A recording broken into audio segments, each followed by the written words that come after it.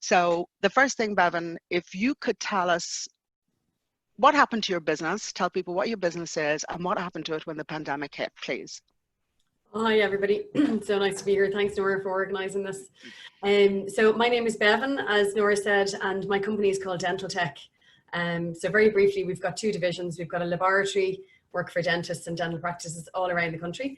And we also have denture clinics. And then more recently, in the last kind of 5-6 years, we set up a portable dental service for nursing homes and home care. So we're now the largest provider of that service. We go into nursing homes and look after people. Mainly our big thing is about access and then quality of life. So it's about improving people's quality of life. Pandemic hit and our business fell off a cliff. That's probably the easiest way to describe it. Literally overnight, all the dental practices that we worked with were closed. They were doing emergencies only, so they weren't needing any of our manufacturing or devices. Our nursing homes were closed. They were kind of hit the most, I think, in Ireland. And then our denture clinics, people didn't want to come in. You know, they were staying at home. Predominantly our age group is kind of 55 plus, you know, and cocooners. So they were all at home, and you know, it literally was gone overnight. And your revenue went through the floor. We stayed open doing emergencies only, literally for the couple of months, emergencies only. So I think 99% of our income, our revenue stream was just gone. It was wiped clear.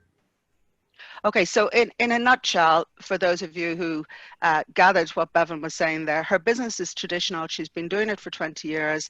She's top of her game, wins awards, second highest in Ireland. And for want of a better word, she makes false teeth implants. But this is a huge $1 million business. She not only has her own dental clinics, she has a manufacturing company that makes dental implants for other dentists, and she primarily works within the nursing home sector and in her clinics. So tell us, so I can understand why it was hit so badly. Yeah. But secondly, Bevin, what about you personally? You know, everybody, we're all blended humans. One part of us is our business and one part is us as human beings. How about yourself personally when the pandemic hit? I think the best way to describe that, Nora, is I probably went through every single emotion you could probably think of in the space of about a week.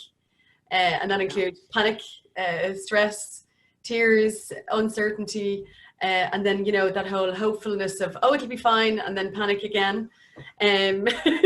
So it took me a bit of time to kind of get my head straight, but yeah, went through all those emotions. And I've, you know, my husband, I've 3 kids, I've a fabulous 16-year-old daughter in TY, and 2 boys as mad as a brush, like the 2 of them.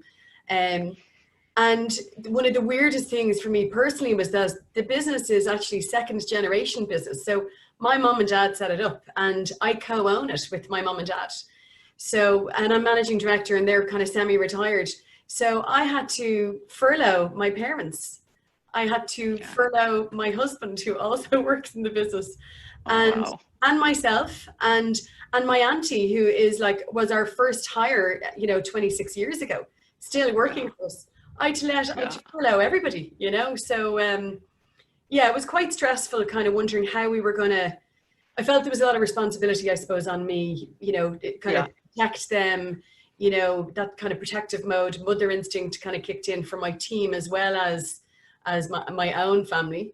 And to be honest, for a while, like there was probably about 2 weeks where we kind of said, you know, we'll try do this homeschool stuff, and we'll try and educate our kids and try and be a teacher. And after about 2 weeks, I went, no, that's just not happening here. Something has to give. Yeah, I mean, for honest to God, success for us was our kids getting dressed some days. Yeah. I actually, last week, and I'd be really honest, last week I came home from work one of the evenings, and one of my guys was on the trampoline out the back in his jocks, like his boxer shorts. I was like, you do know our neighbours can see. They look like shorts. They look like shorts. I was like, they do not. They look like underpants. Can you please look dressed? You never mentioned trampolines in Ireland at the moment. So just to say to the rest of you who are listening in on the webinar, there's a chat section at the bottom of your screen. Use that to ask any questions you want. You can use the Q&A one as well, but I will try and put the questions to the guys. And I know lots of you are raising your hands, and hello, all of you. Delighted to have you on with us. Bevin, I totally agree with you. You know, I think all of us, the five of us, know each other quite well through Vital Voices, and in all of those early Zoom calls with people, you know, from all over the world, there was floods of tears.